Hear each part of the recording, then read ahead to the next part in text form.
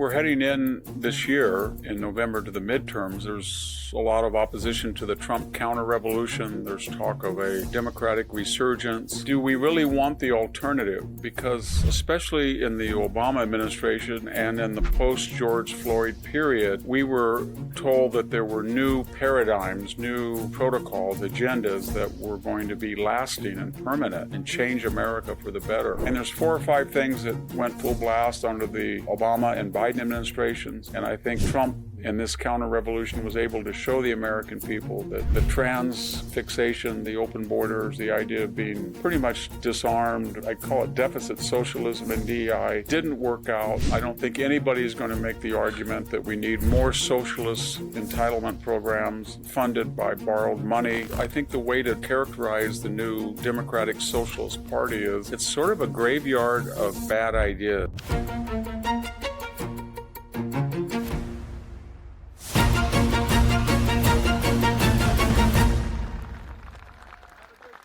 Hello, this is Victor Davis Hanson for the Daily Signal. We're heading in this year, in November, to the midterms. There's a lot of opposition to the Trump counter-revolution. There's talk of a Democratic resurgence. But before we write off the Republicans, and I'm very confident I think they're going to do well in the midterms for reasons I've outlined before, do we really want the alternative? Because I think the way to characterize the new Democratic Socialist Party is it's sort of a graveyard of bad ideas. That is, that especially in the Obama administration and in the post-George Floyd period, we were told that there were new paradigms, new exegesis, new protocols, agendas that were going to be lasting and permanent and change America for the better.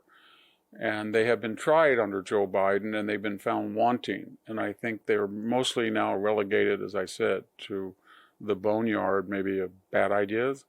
One of them was this idea that a previously small minority of people that suffered from gender dysphoria, maybe 0.001% of the population, was actually a huge group of oppressed peoples in the manner of the civil rights plight of African Americans or Latinos, and therefore we had to recognize separate restrooms for trans people, boys, biological men, I should say, competing in female sports.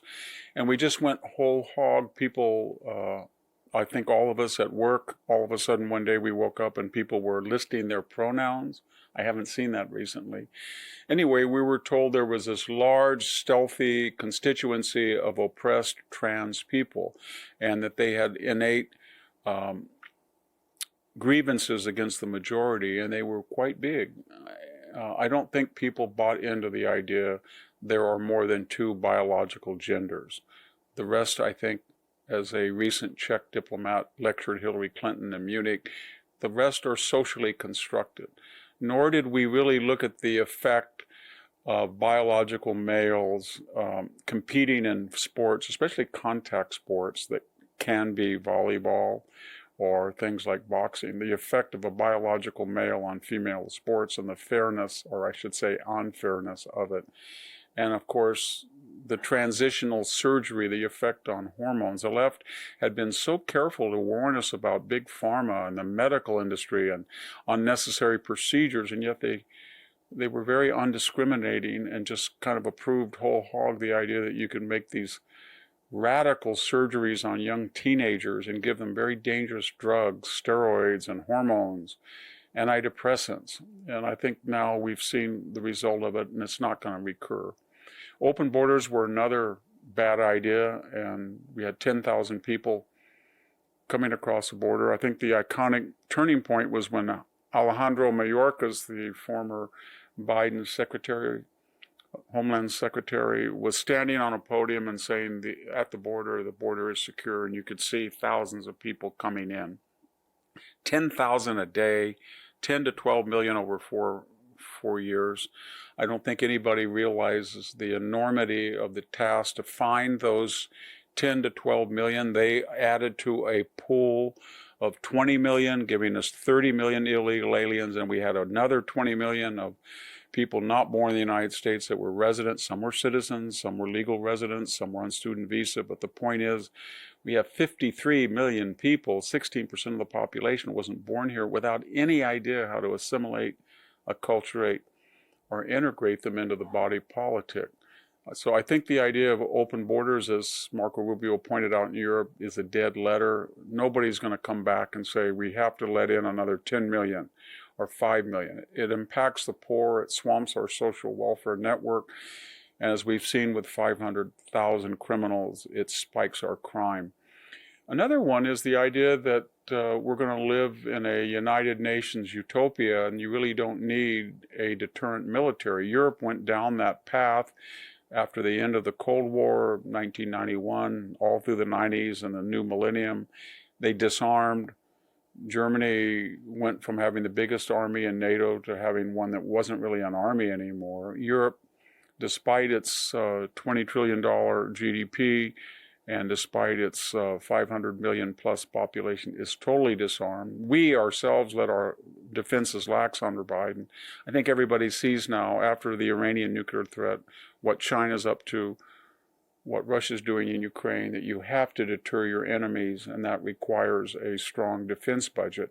I think as well, we're getting into the trillions of dollars, and we're anticipated to get to, in the next decade, I don't know, it could be $40 trillion in debt. It's not sustainable. The interest on the debt right now is larger than the defense budget. Europe is suffering the same malaise, but the idea of modern monetary theory, the left told us, or that since we are loaning the money to ourselves and bondholders, is turned out to be bogus. The fact is, we ran up all of this debt because the Fed, during the Obama and first Trump administration and first Biden, kept interest rates low, so we borrowed billions, trillions of more dollars at rates of as low as 2 or 3%, and now the rates came up, and we saw what a catastrophic idea that was when we have to service it. I don't think anybody is going to make the argument that we need more socialist entitlement programs funded by borrowed money. If you borrow the money and it's unsustainable, you only have three choices. You can default on it and ruin the nation's credit rating. You can confiscate money, or you can inflate your way out of it. There's a fourth, but I don't see Europe yet learning that lesson. You can grow your economy and get greater revenues. That's what we're trying to do in the United States. Fifth, finally, very quickly, I think diversity, equity, inclusion has sort of been exhausted. It's showed not to be unworkable. That is, how do you determine who is a victim and part of the victim-victimizer binary? Historical grievances, if you're Latino or black or Asian, do you prove that somebody was mean to you? Your great-grandfather was a slave? It's very hard. If you're 1/4 white, half Asian, 1/4 Latino, what particular group are you?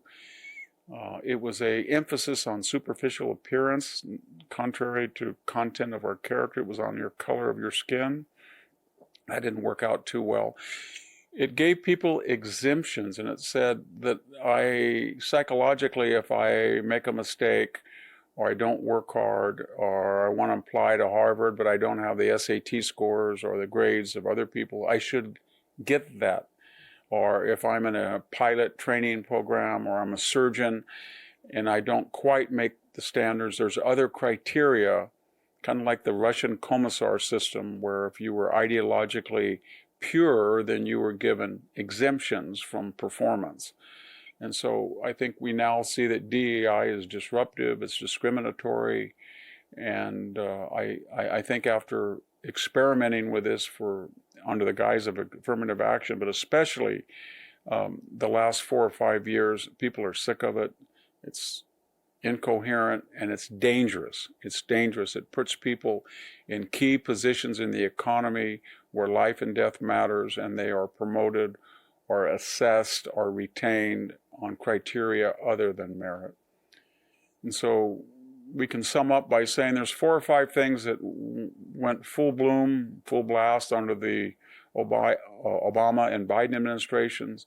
And I think Trump in this counter-revolution was able to show the American people that the trans fixation, the open borders, the idea of being pretty much disarmed, deficits, I call it deficit socialism and DEI, didn't work out. There was a laboratory in the United States that tried these things and it hasn't worked. And Europe, I think, would agree that it has to follow the same pathway of reform or it's going to end up a third world country. Thank you very much. This is Victor Davis Hanson for the Daily Signal. Thank you for tuning in to the Daily Signal. Please like, share, and subscribe to be notified for more content like this. You can also check out my own website at victorhanson.com and subscribe for exclusive features in addition.